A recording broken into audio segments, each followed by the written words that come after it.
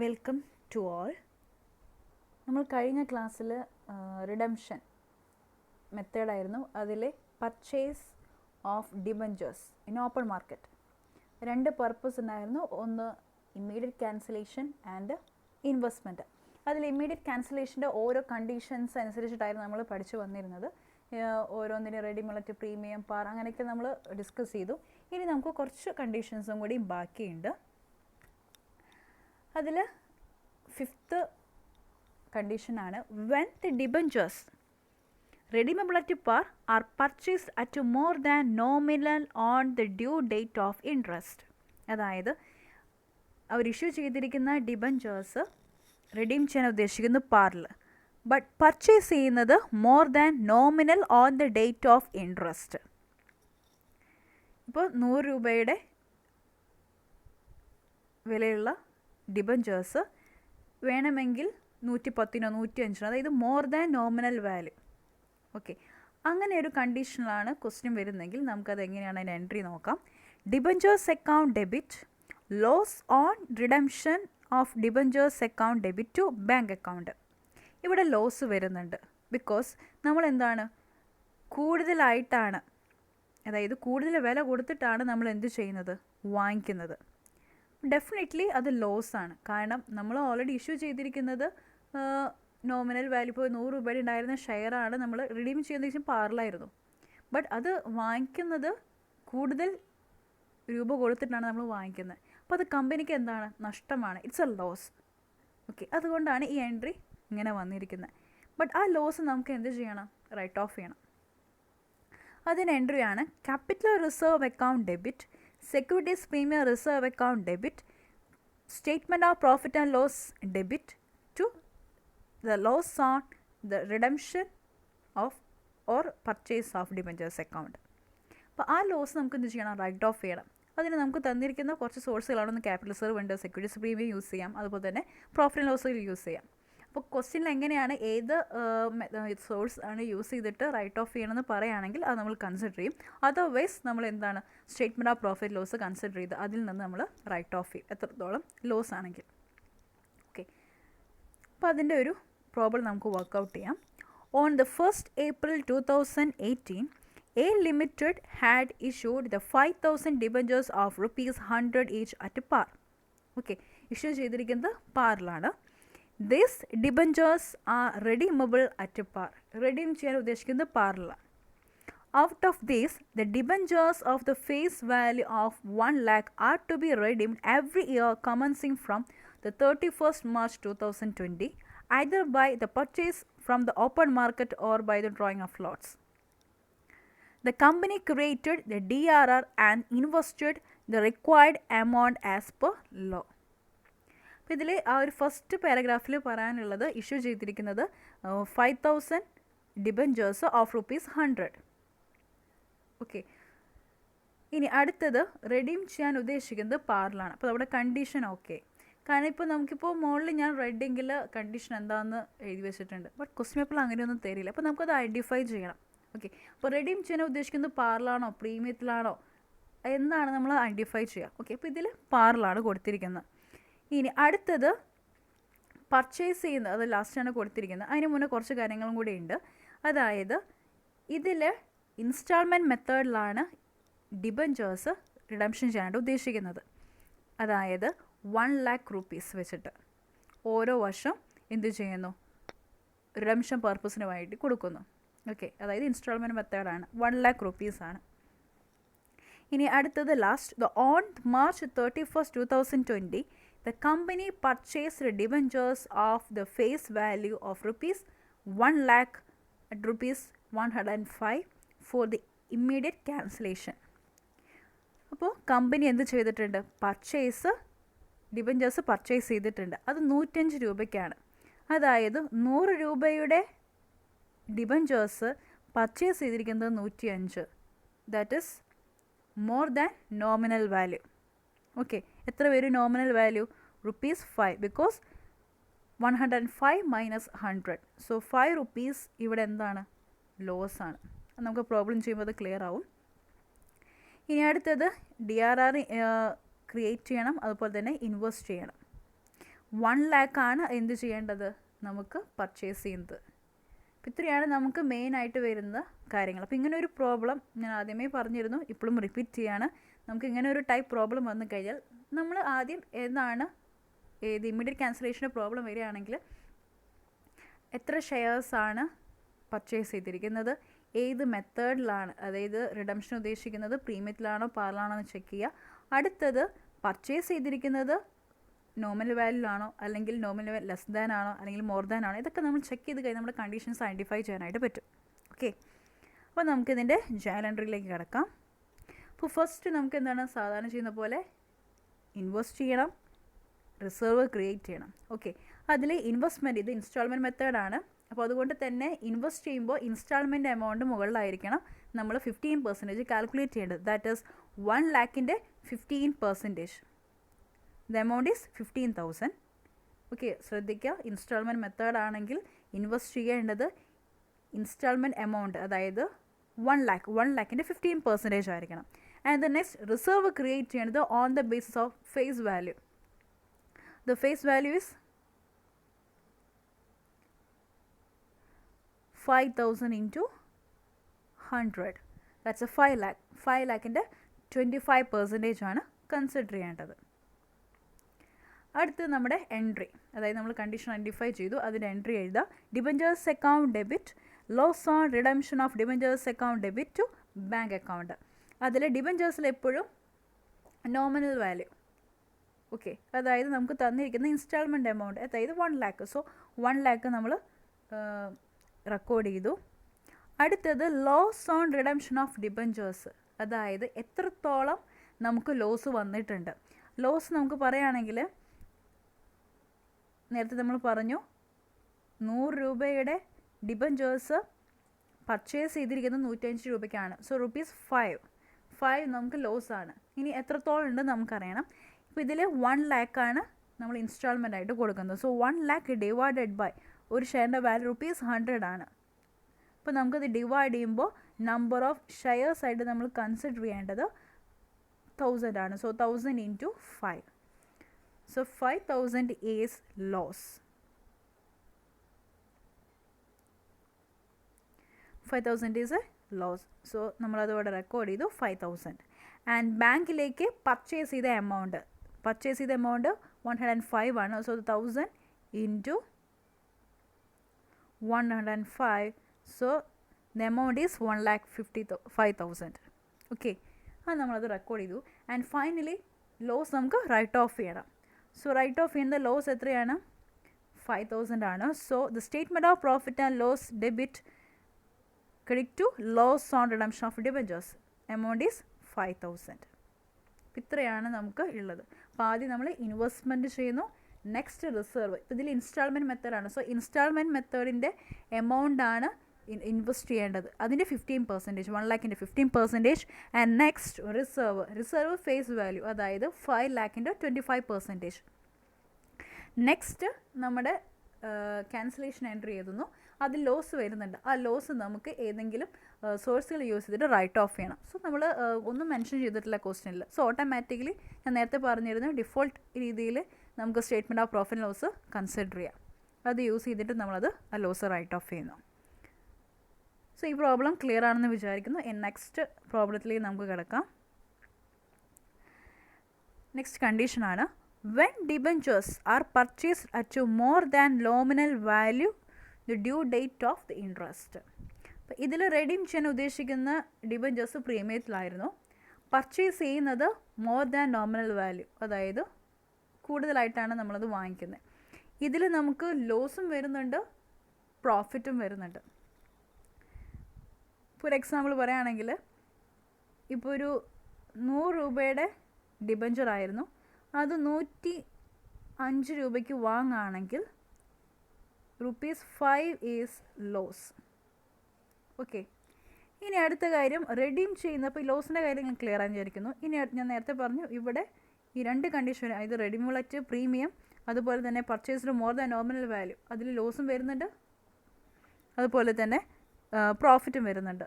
Loss നിങ്ങൾക്ക് clear ആയെന്ന് വിചാരിക്കണം, കാരണം നോമിനലേക്കാളും പ്രൈസിനേക്കാളും കൂടുതലാണ് നമ്മൾ പർച്ചേസ് ചെയ്യുന്നത്. ഇനി അടുത്ത് പ്രോഫിറ്റ്, അത് ഐഡൻറ്റിഫൈ ചെയ്യേണ്ടത്. നമുക്കറിയാം പ്രീമിയത്തിലായിരുന്നു കമ്പനി റെഡീം ചെയ്യാനായിട്ട് ഉദ്ദേശിച്ചിട്ടുണ്ടായിരുന്നത്.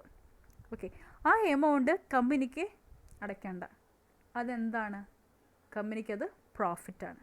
ഇങ്ങനെയാണ് ഈ ഒരു കണ്ടീഷൻ വരുമ്പോൾ കമ്പനിക്ക് പ്രോഫിറ്റും വരുന്നുണ്ട്, ലോസും വരുന്നുണ്ട്.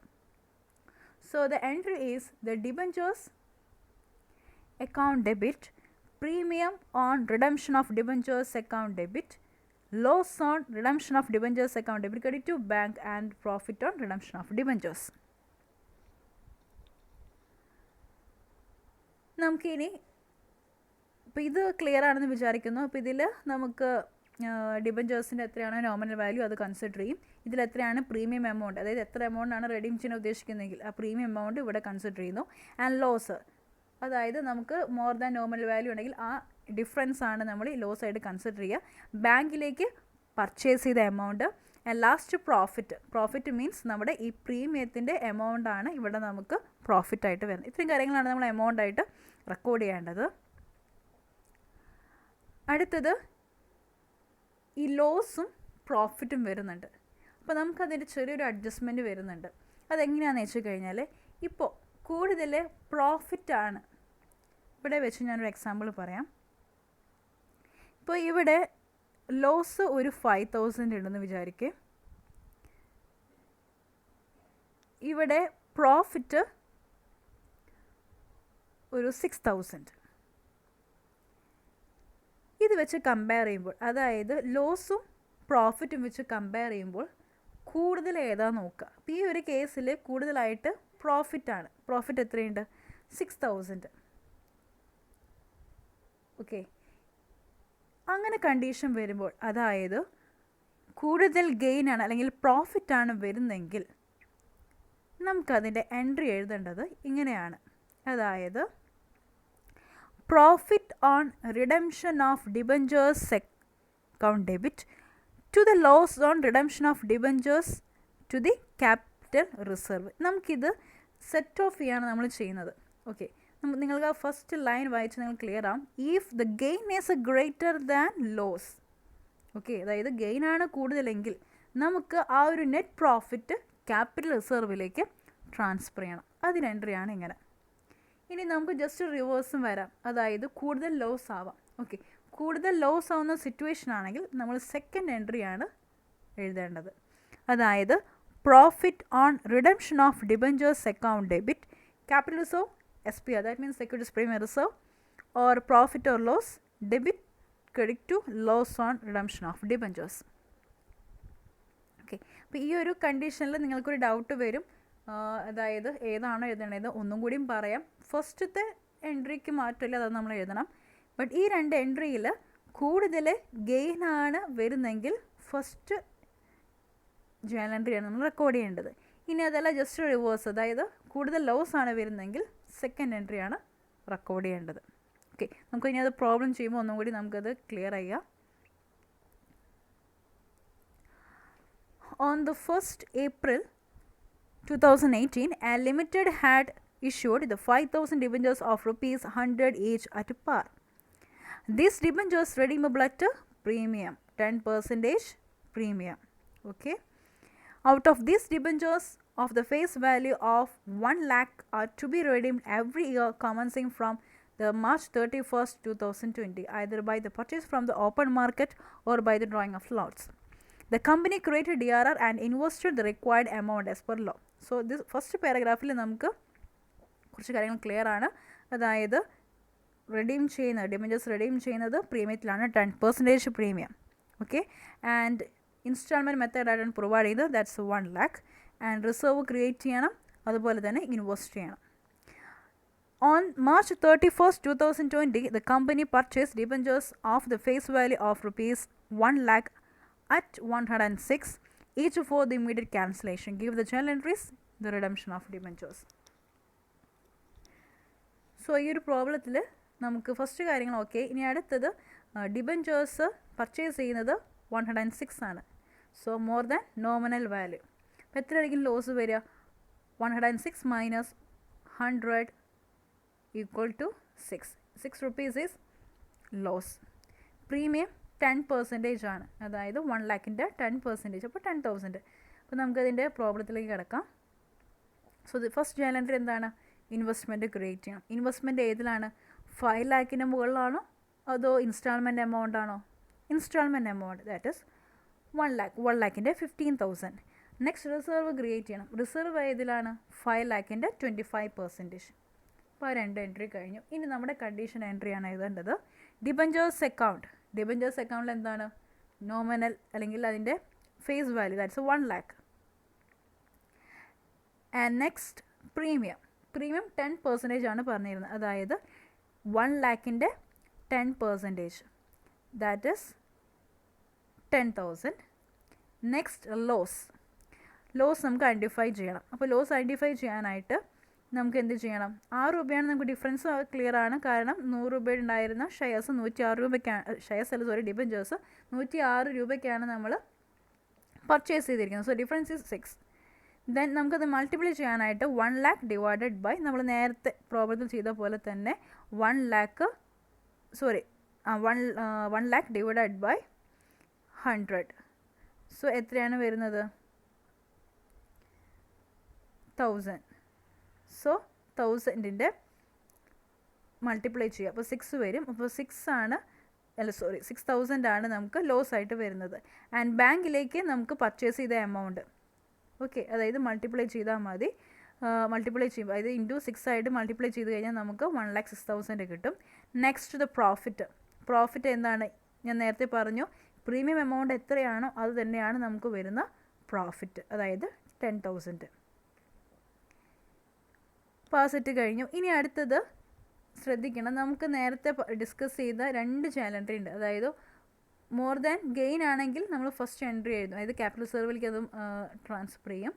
ഇനി അതല്ലെങ്കിൽ നമുക്ക് എന്ത് ചെയ്യണം? Second entry. ലോസ് ആണ് കൂടുതലെങ്കിൽ നമുക്ക് സെക്കൻഡ് എൻട്രിയാണ് എഴുതേണ്ടത്. അപ്പോൾ ഈ ഒരു ക്വസ്റ്റ്യനിൽ നോക്കുകയാണെങ്കിൽ നമ്മളൊന്ന് ജസ്റ്റ് ഒന്ന് കമ്പയർ ചെയ്യാം. ഇതിൽ പ്രോഫിറ്റ് വരുന്നത് 10,000 ആണ്, ദെൻ ലോസ് വരുന്നത് 6,000 ആണ്.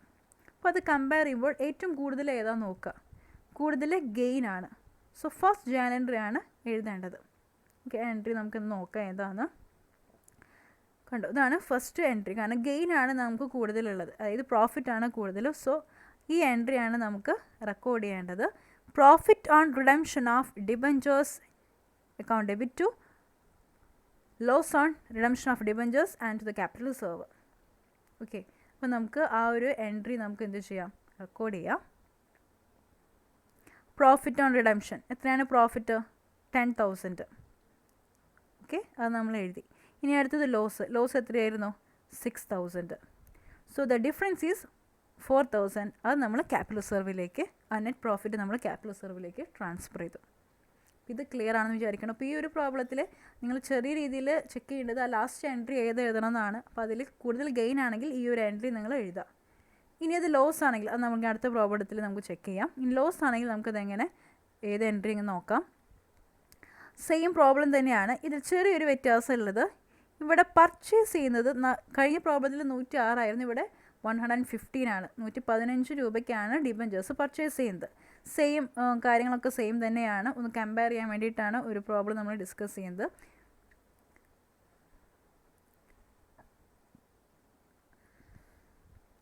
ഓക്കെ, ഫസ്റ്റ് നമ്മൾ 1 lakhൻ്റെ 15% കാൽക്കുലേറ്റ് ചെയ്തു. റിസർവിൻ്റെ 5 lakhൻ്റെ 25%.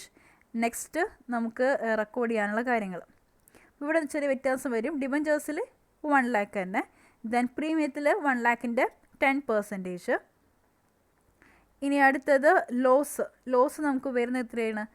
115 ആണ്. ആക്ച്വൽ നോമിനൽ വാല്യൂ എന്ന് പറയുന്നത് 100 ആണ്. So the difference is 15. അത് നമ്മൾ മൾട്ടിപ്ലൈ ചെയ്യുന്നു. ഓക്കെ, അപ്പോൾ 15,000 കിട്ടും.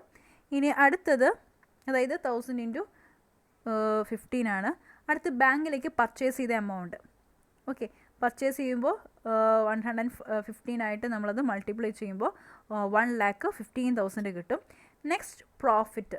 ഇവിടെ പ്രോഫിറ്റ് സെയിം തന്നെയാണ്. എത്രയാണോ നമ്മുടെ പ്രീമിയം എമൗണ്ട്, അതായത് 10,000. ആ 10,000 തന്നെയാണ് ഇവിടെ പ്രോഫിറ്റ് ആയിട്ട് വരുന്നത്. ക്ലിയർ? ഇനി അടുത്തത് നമുക്ക് ഏത് എൻട്രി എഴുതണമെന്നാണ്. അപ്പോൾ ഇതിൽ കമ്പയർ ചെയ്യണം ആദ്യം.